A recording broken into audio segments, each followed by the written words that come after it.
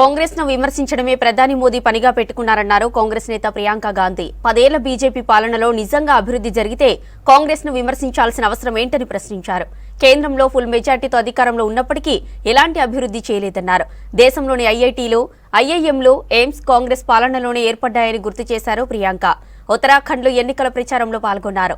అంతరిక్ష రంగంలో భారత్ సాధిస్తున్న విజయాలకు నాటి ప్రధాని నెహ్రూ అందించిన ప్రోత్సాహమే కారణమన్నారు ప్రియాంక గాంధీ. आपके प्रदेश को देवभूमि कह के हम सब कहते हैं, सब आते हैं, सब मानते हैं कि उत्तराखंड और हिमाचल प्रदेश देवभूमि है। और भाषण के समय उन्होंने इस तरह से उसको कहा कि जैसे क्योंकि वो इसको देवभूमि मानते हैं इसीलिए उनके दिल में यहाँ के लिए खास जगह है। मन में मेरी ये बात आई, पिछले साल हिमाचल प्रदेश का चुनाव था, जहां जहां मोदी जी गए उन्होंने कहा कि ये देवभूमि है। हिमाचल प्रदेश को कहा, चुनाव कांग्रेस जीती। कुछ महीनों बाद आपदा आई, भयानक आपदा आई।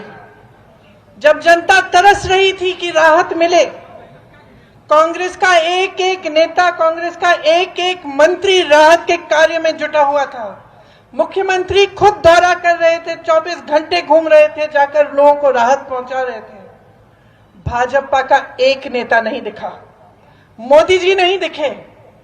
दिखना छोड़िए, उसी भूमि को जिसे वो कह रहे थे अपने भाषण में देवभूमि कह रहे थे, जिसे वो कह रहे थे कि वो पूजते हैं, उसी भूमि के लिए उन्होंने एक पैसा राहत नहीं दिया, आज तक नहीं दिया है।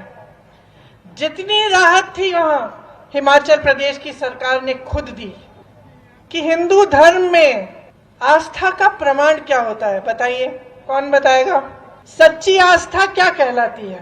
आस्था का प्रमाण, सबसे बड़ा प्रमाण हिंदू धर्म में त्याग होता है कि नहीं?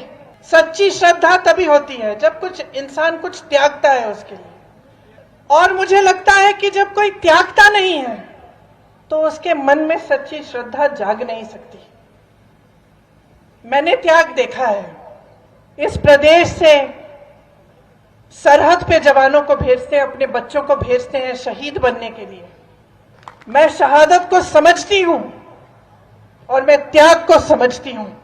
उस शहीद पिता का अपमान करें, हम चुप रहते हैं क्योंकि हमारी आस्था नहीं टूटती इस देश में, हमारी श्रद्धा नहीं टूटती।